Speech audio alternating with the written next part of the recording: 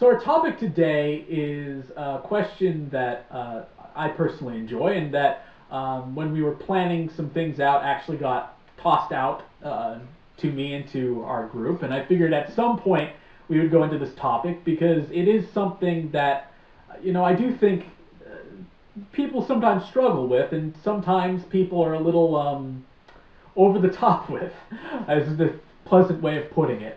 And that's the question, obviously, of, is there media that a Christian shouldn't, partake in? And, there's obvious answers, but I'm more talking about like popular media that, music, video, even books, honestly, that are readily available.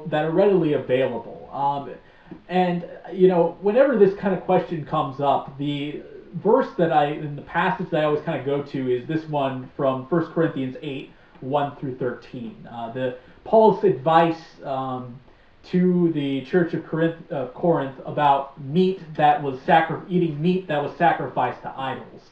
And the point in this whole passage that I think is really applicable here is really this idea of understanding that even though it might not be something that is necessarily a sin, if it's going to cause your brother or sister to kind of stumble, you shouldn't do that around them.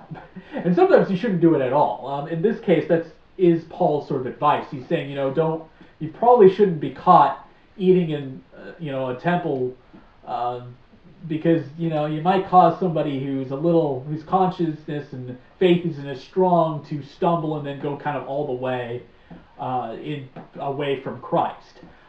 So that I think when it comes to media, that's something which I think is a lesson that we really need to keep in mind. And it's a bit contrary to I think what often gets kind of pushed. And maybe it's partially the generation. This might be a little bit of a generational thing where I kind of grew up hearing this, which is the idea that you should abstain from anything that is a worldly thing.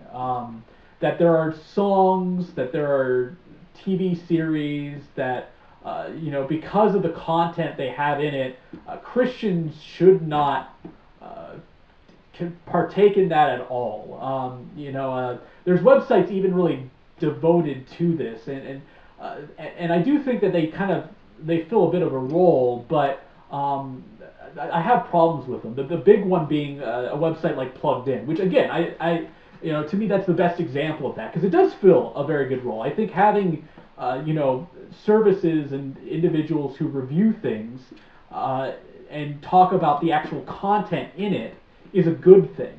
Where I take issue, and have taken issue with some of the reviews that they have done, is the tendency to kind of almost shame people into avoiding things that just are not Christian or are considered secular. And there's a really big problem with this, and part of it is that a lot of times the content and the stuff that they point to that they have that are problematic, things like violence, language, even sexual content, drug use, whatever you want to throw in there.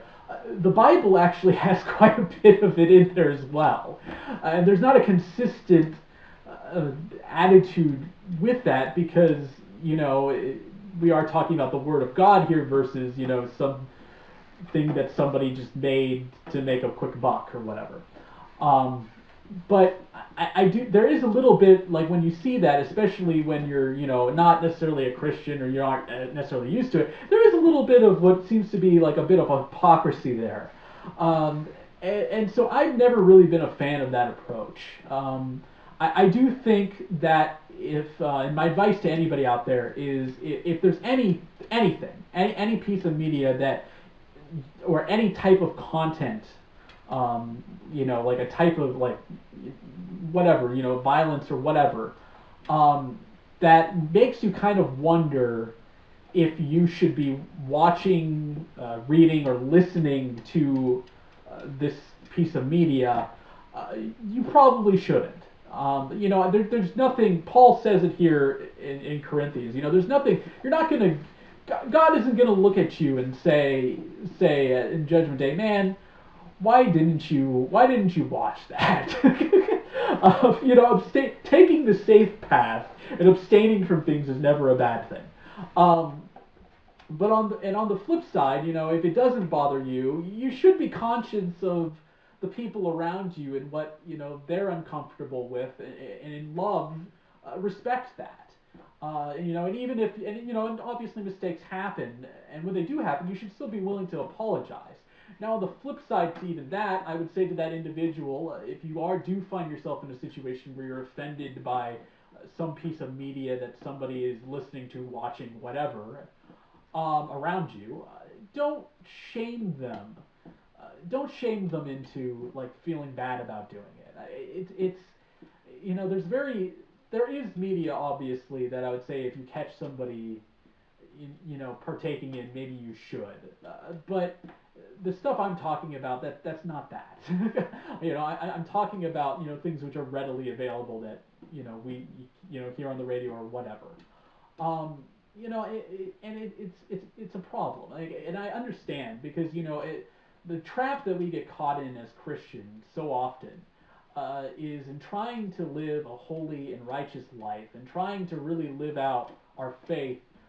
We get kind of caught up in the same trap that actually the Pharisees around the time of Jesus got caught up in that we make things overly complicated, and we tend to almost praise the act of appearing like we're have are pure and righteous, more than anything else, and we almost act like that has meaning when when we look theologically, it really doesn't. There's nothing that we're doing that's getting us closer to God. God's action on the cross is what did it, and our response from that is supposed to bring changes in our life. But the biggest change with that is love and loving your neighbor, and shaming somebody is not really loving them. Especially for things that are not that serious. So that's what I have for you this week. I hope you found it helpful. We're going to go into our last song. So I wish you all well and stay safe.